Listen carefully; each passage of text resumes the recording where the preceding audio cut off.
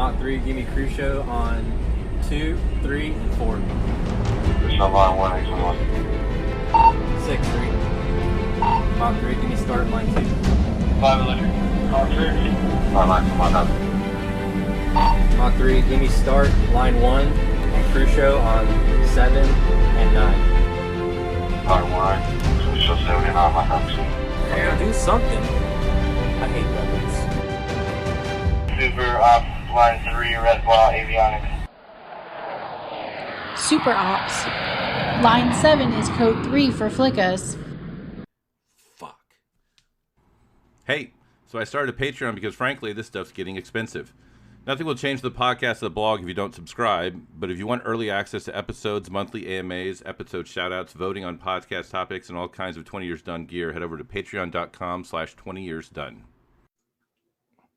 Okay, so today we're going to talk to a gentleman that worked for me at Luke from, you got there, what, probably 2012, maybe? Yeah, 2012 to 2013. 13. Well, it was like a year and a couple months when I went to Korea. So you got me a little bit maybe as an expediter, and then you got me a lot as a section chief, right? And yeah. The reason I've asked, so anyway, his name's Scott Frisco. He's no longer in the military. When did you separate?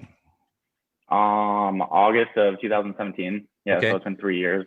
Right. So he was at Luke with me, and then he ended up showing at Holloman with me. Or he was at Holloman, I think, before me or something like that. But he worked for me when I was a section chief. And the reason I've asked him on today is because I've kind of, through my writings and my talking, kind of talked about how I wasn't the best supervisor or the best leader, and I was a party to kind of abusive, toxic environment. And I think it's important to be fair to the listeners of this and the followers to let's talk about how I contributed to psychological harm with people. And I definitely remember there were times where me and you interacted, and it was probably not a healthy interaction and caused you significant stress.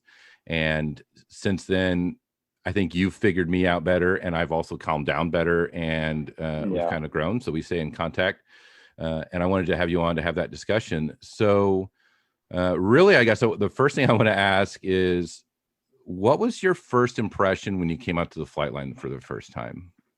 Well, so I had heard some stories about you before. Like, not even about me. I'm talking about just coming out to the line, your first time going from a tech school environment where it's a bit sheltered to like getting hit with the full brunt force of aircraft maintenance environment. Oh, it was awful. It was terrifying. Because you only launch and recover. And in MRA and tech school, obviously they teach you some stuff, but it's nowhere near the same as the flight line. But it was terrifying. You give this 18-year-old a $40 million jet. I had no idea what I was doing. I'm not mechanically inclined by like any means. So yeah, it was terrifying. It was scary.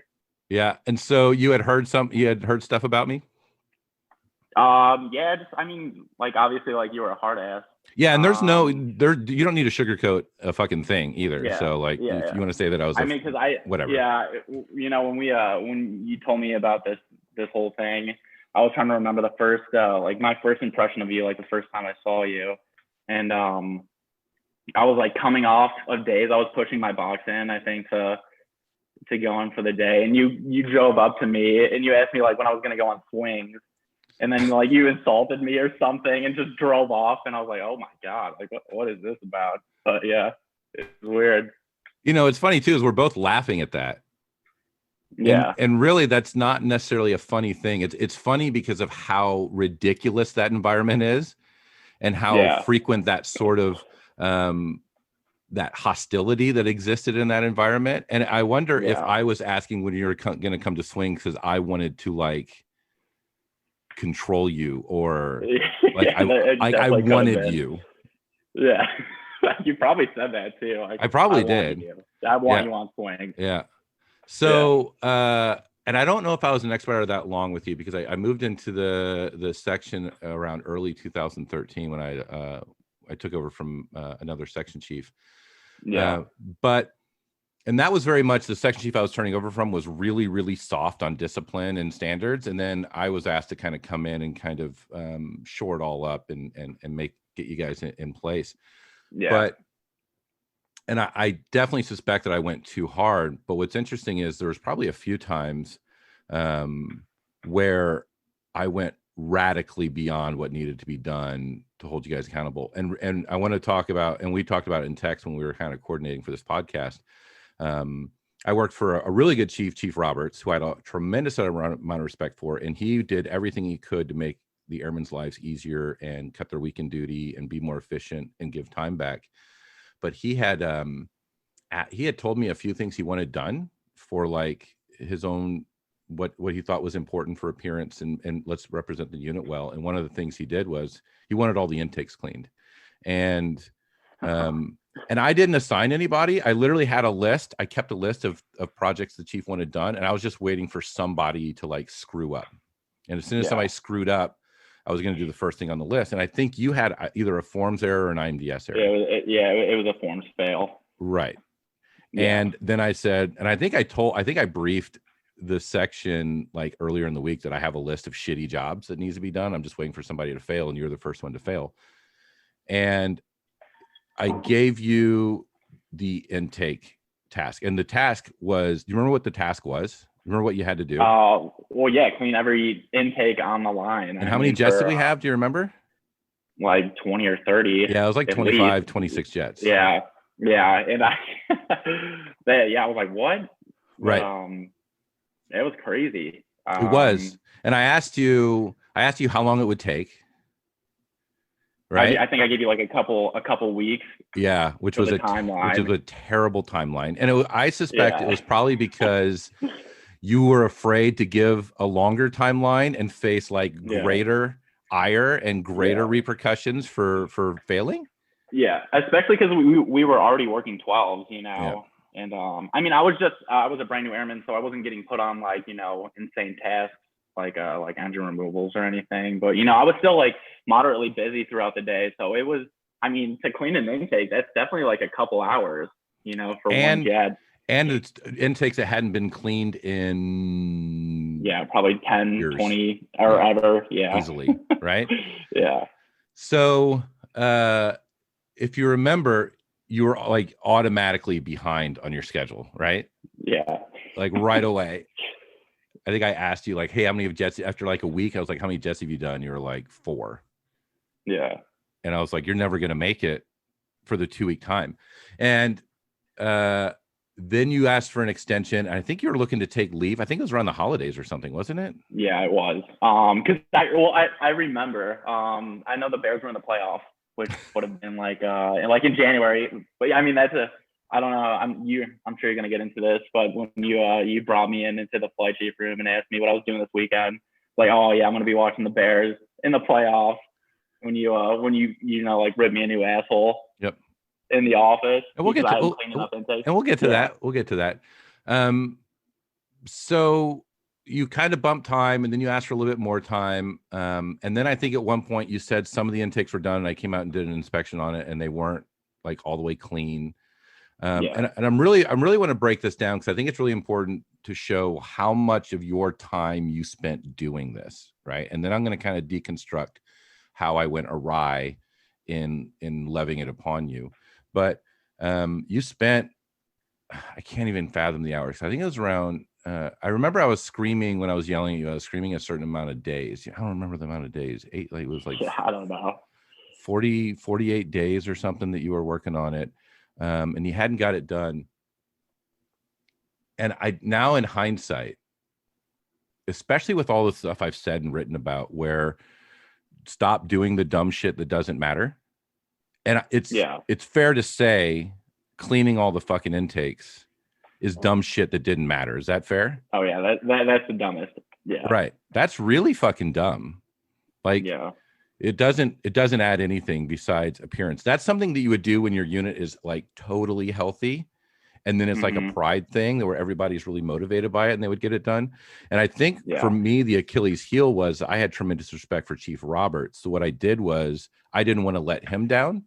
So I kind of took that mandate from him. And if it was any other chief, especially the really shitty chiefs I worked for later on in my career or sometimes earlier in my career, I would have been like, I'm not fucking telling any of my people to fucking clean an intake. Fuck all of that noise. But what I did was I transplanted my respect for Chief Roberts.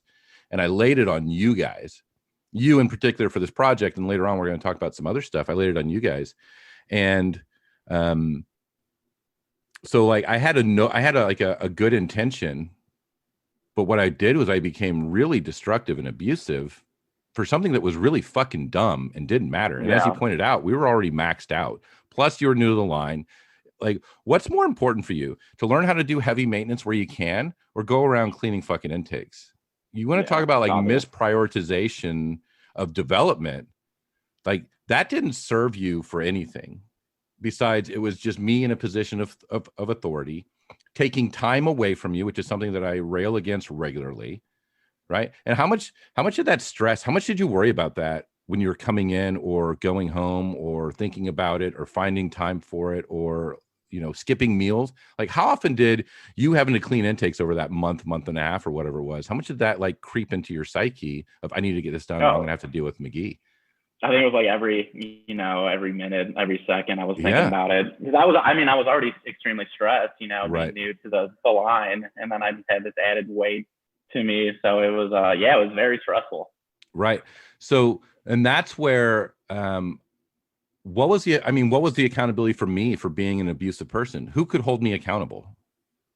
I don't know the answer to that, right? I don't know either. Like, maybe the chief, but I was doing the thing he wanted to do, and he didn't have the situation awareness to know what stress you were under. I probably legitimately knew what stress you were over, because I remember when you were new, much like you said, where you're not mechanically inclined, you can tell when someone's like a mechanic and when someone has to grow into it. And I think everybody has the potential to grow into it. It just takes longer. Yeah. But I could tell that you weren't comfortable out there.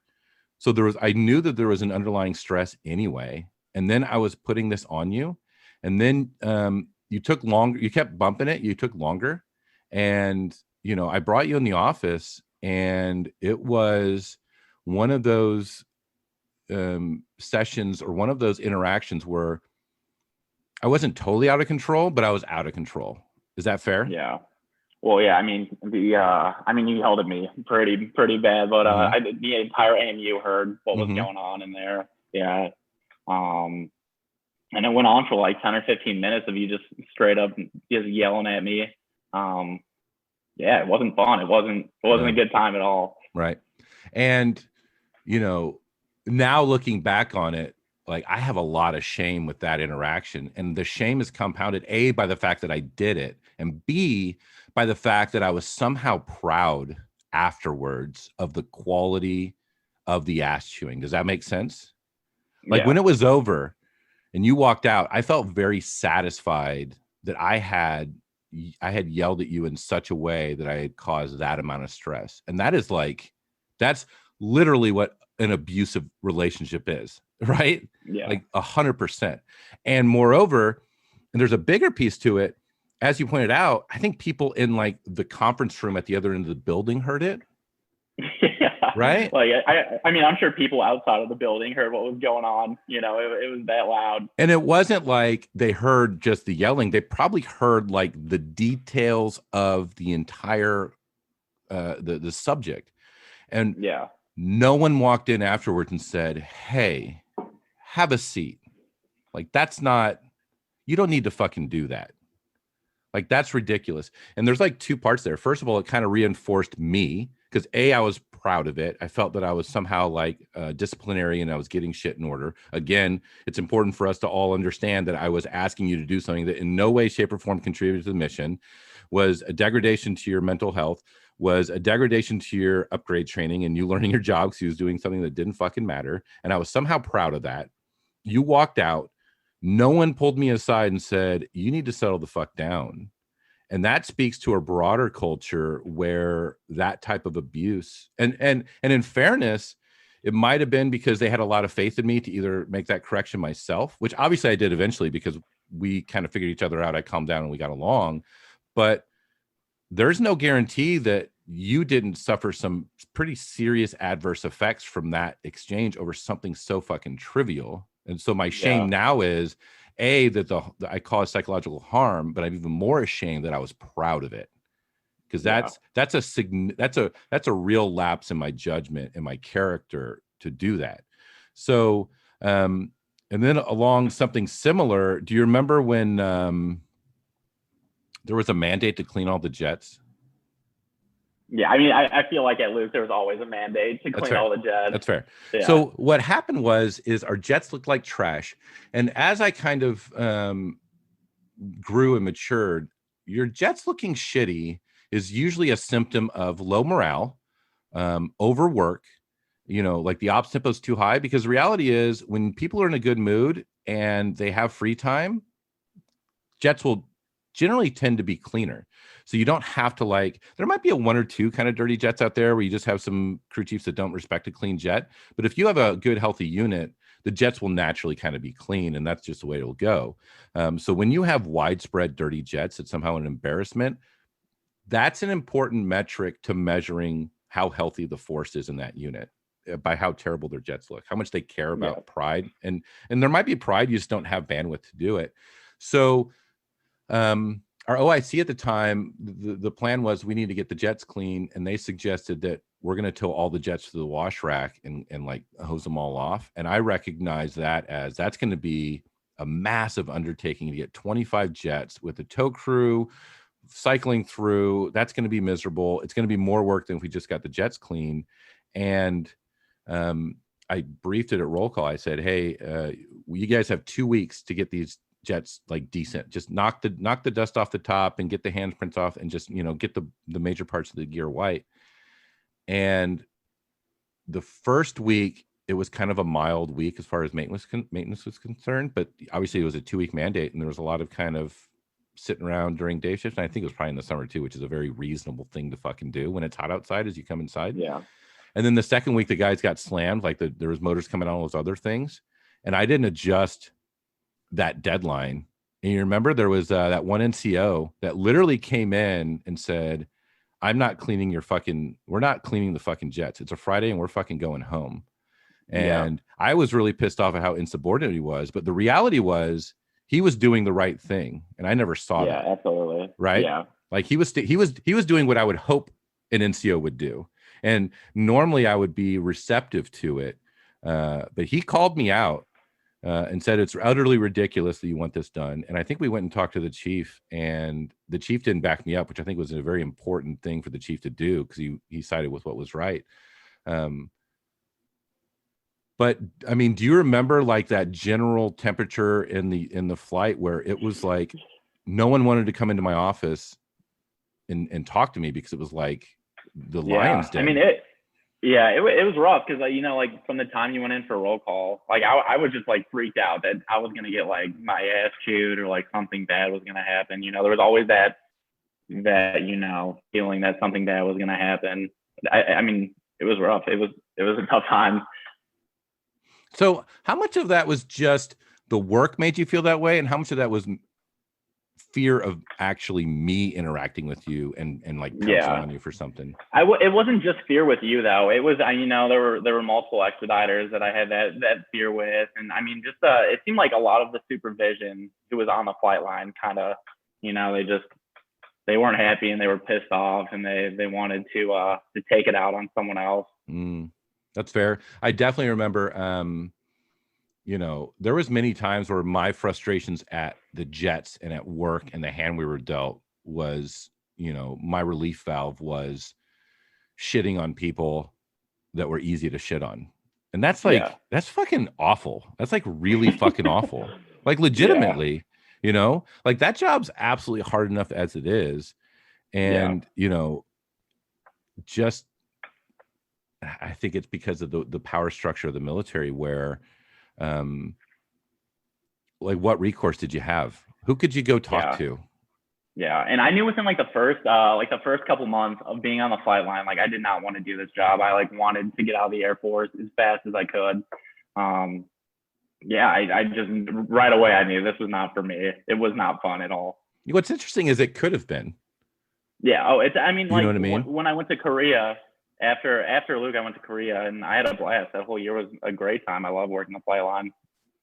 Which speaks volumes, which means it's, and you probably did more work in Korea, would be my guess, or more important maintenance stuff rather than the dumb shit that I was making you do, right? Yeah. I mean, it seemed, it was such a strange transition for me, because coming from such a toxic, work environment like Luke, and then going to Kunsan where everyone, I mean, it seemed like everyone was having a good time. Everyone, they were friendly to each other, and, work sucks, but we all, it sucks for everyone. So we were all in it together. And that's an interesting point too. Like, working the flight line can suck, but when you have like a family atmosphere between, your supervision, you think you're going to take care of you, they're going to turn off the dumb shit, and your peers are all kind of working together. There's not that ostracization of, oh, this person's on the outside looking in, let's make fun of them, let's pick on them. Like, if you have a cohesive unit, it's almost like no matter how shitty the work is, it's much more manageable dealing with that ops tempo, right? Yeah, and it was shitty in Korea, but it was just a different. I mean, it was fun. It sucked, but it was fun. Yeah, that's unfortunate. So, and then you went to Holloman, because I'm pretty sure when you left Luke, so I think I got to Holloman before you, right? Because I got to Holloman in August. Well, I think we were. Yeah, that's when I got in. So okay. It's a funny story about that. Go ahead. Yeah. I saw you in processing when I was in processing. And I was going to the flight line, and I was like, oh, hell no. Because I thought you were going to be my flight chief. Mm-hmm. So they had offered a slot for support. And I was like, yeah, absolutely. I'm going to take that. Like, there's no chance I wanted to work with you again. I was already terrified. So did you want to go to support specifically to avoid working for me? Was that like the primary motivator, or was also you're tired of working the line? It's okay for you to say it was just me. No, I mean, it wasn't just you. That was definitely, a big factor. But I wanted to take school, I wanted, reasonable hours. But yeah, I mean, you were definitely you were a factor in my decision. Yeah, sure. That's pretty awful, right? Yeah. Yeah. So, and I know my reputation kind of preceded me going there as well, because I had, an expediter that I worked for that worked for me briefly at Luke, Frank Schreiber, who now I'm good friends with him. And I was definitely out of control and abusive to him when I worked very briefly with him at Luke. And I know he was dreading me getting there. And, that's like, you want to talk about a failure of leadership is, before I arrived at Holloman, there was already a preconceived notion that people were apprehensive about even engaging with me. Talk about an indictment of my character and leadership. Like, that's fucking bad. Yeah. Really bad. And I did not want to go to Holloman at all, because I knew all these guys from Luke were going there, who I was not a fan of. So it was the last place I wanted to go. So I wonder, when did it turn around for us? Well, when you became support flight chief, I think it changed very suddenly. But you were a lot more relaxed when you came to support, because we were both getting out. I think we probably had 6 months to a year left for both of our enlistments. I had way longer. I had. You got out. You got out. December of 2017 is when I got out. I would have come to. That's about right. I would have come to support in April of 2016, because I was in the spec section almost exactly for a year. Yeah, support wasn't your last? No, I was only in support for 3 weeks. Yeah. It wasn't. It was a couple months. No, it was 3 weeks. Wow. Yeah. Literally. Yeah. So, that's also when we would have conversations in the office where I would do some legitimate here's what's wrong, here's what needs to be done, this is how you take care of your people. I don't know, maybe it was very much a transformative thing. When I stopped being a pro super, really it was. And I would like to say, I often say that my time in production kind of brought the evil out of me, but you interacted with me predominantly as a section chief, and I was just as sort of abusive and toxic there as well, right? Yeah. So maybe production wasn't the monster. I don't know. Yeah, but I still had this preconceived notion that you were a huge dick, before you got into support, and it changed. It changed quickly. We had long conversations. I think you had understood the amount of bullshit that you did, that's fair, and all this stuff. So you definitely chilled out when you came to support.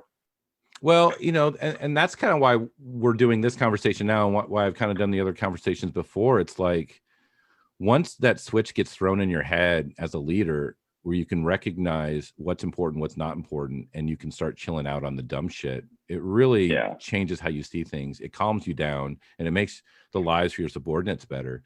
But yeah, then we started seeing each other at the gym and talking and stuff. And then whatever, that was nice because it felt like I was making amends for previous harms, but I don't think I ever actually apologized to you either, right? Yeah, I don't think so. I think that's an important part too. So now I'm going to say I'm sorry. I recognize what I did, and like you're cheesing because you're like, this is fucking ridiculous, right? But it's but it's fair. It's absolutely fair. Absolutely. Like, and I always hate it when you're talking to like customer service and you're like, hey, my fucking package didn't show up. You said it was supposed to be shipped. I stayed home today, and they'll always say, well, I'm sorry that you're upset. And it's like, hold the fuck on.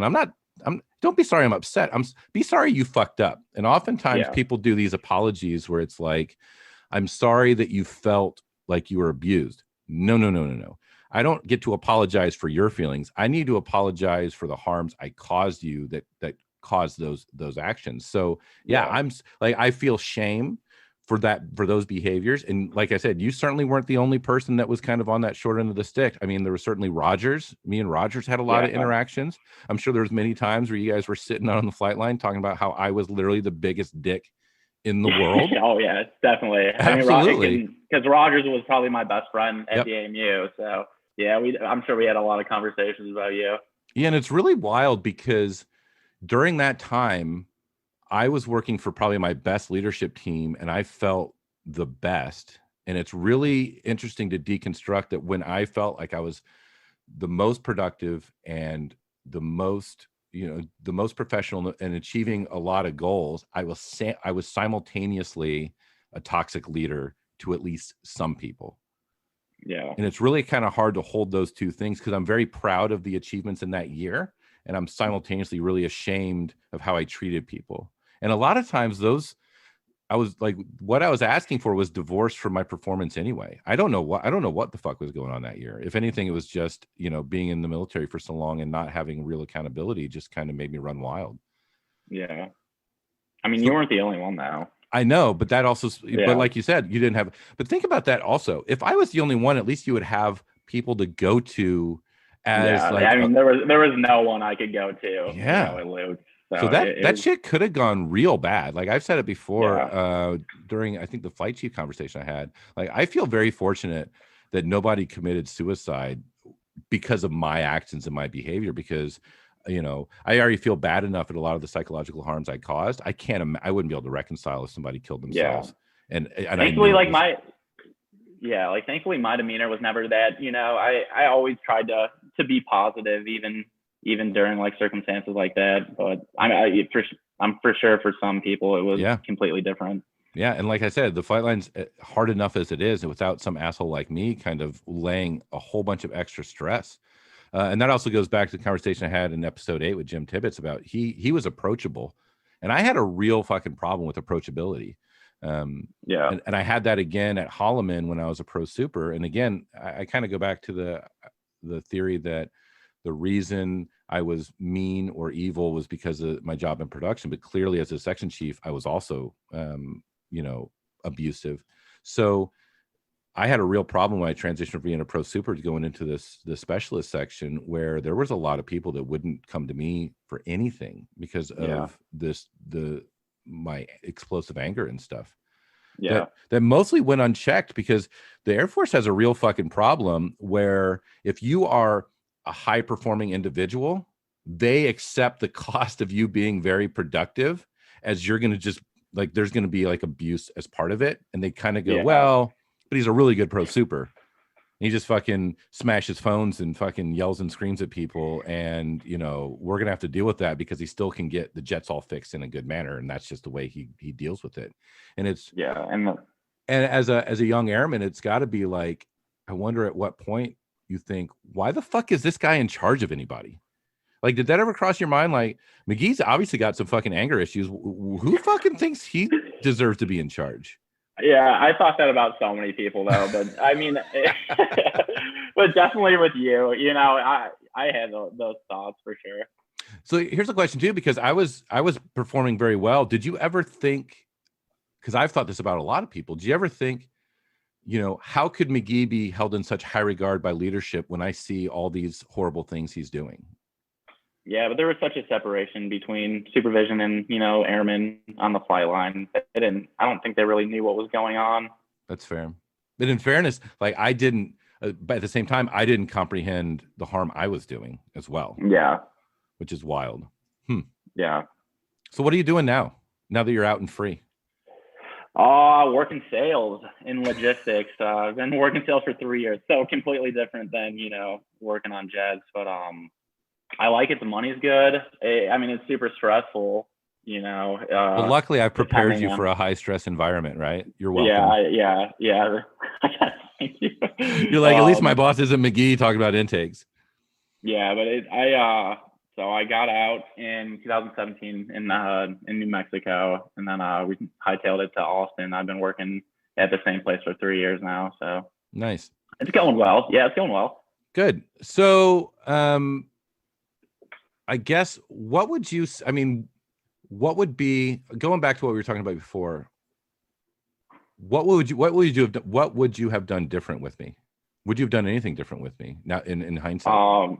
No, because I was terrified of you. So there's not really much I could, I wasn't gonna approach you and tell you how I felt. What if you went to my boss, or what if you went to IG? Yeah, I wasn't gonna do that though. Why? I don't know. I just think didn't about go it. through my mind. Yeah. Did you think that nothing would happen, or do you think I would become more angry? I'm sure. Yeah, probably both. I'm sure nothing would have happened.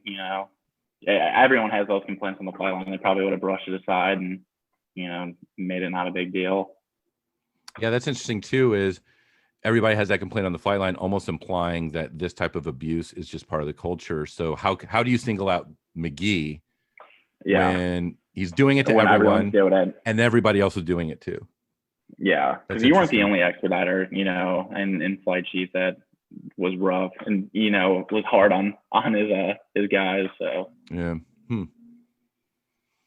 Well, do you have any final thoughts or anything you want to kind of deconstruct from that time, or anything else in your career, or any advice for anybody that might be in a similar situation? Because normally I would say the advice is go talk to somebody, but that may not even be a feasible thing to do, right? Yeah. Or how much did that environment play into your unwillingness to re-enlist? Oh, huge. It's the main reason why I didn't want to re-enlist. My time in Korea was amazing. So I had, after Luke, I had great times, but I did not want to run into another work environment like that. So I'm sure I would have eventually. I think that's fair. So what advice do you have for people to get out? Yeah, I think it all depends. If you're happy where you're at, then stay there. But if you're not, which I wasn't, and I always plan on getting out, and I'm happy. I'm doing well now. So obviously, it just depends on the person. And retention's a real issue, right? Like I talk about it all the time. The people want to get out. I wanted to get out. Everybody wanted to get out, and it also goes back to where I talked about I was a victim of abuse in the aircraft maintenance community, but I also facilitated abuse at the same time, where it's just cooked into the process. But I was seeking to get out. I was angry. And then I turned that anger into harm for junior people.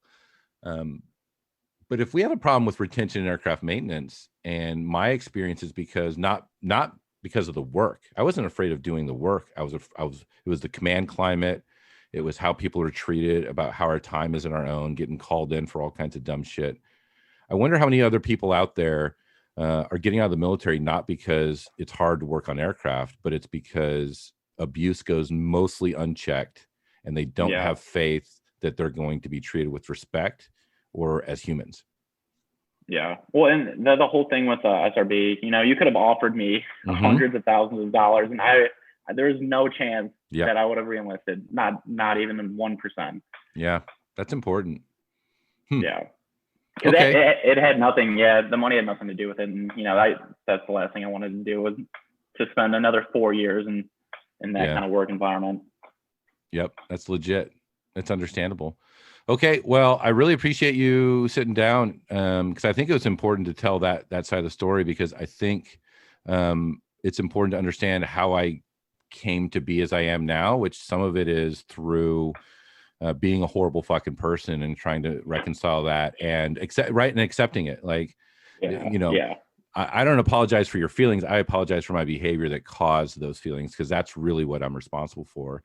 So thank you for joining me. I'm glad that you survived it. And I'm glad that we're friends now. So that's something. Yeah. But I appreciate you sitting down with me. And I guess I'm going to let you get back to your family and stuff. All right. Awesome. Yeah. Well, I appreciate it. All right. That's the show. I can't thank you enough for reading, listening, and watching and supporting everything that I've done with 20 Years Done. If you're new to this podcast, I recommend you go to 20yearsdone.com or find us on Facebook at facebook.com/20yearsdone.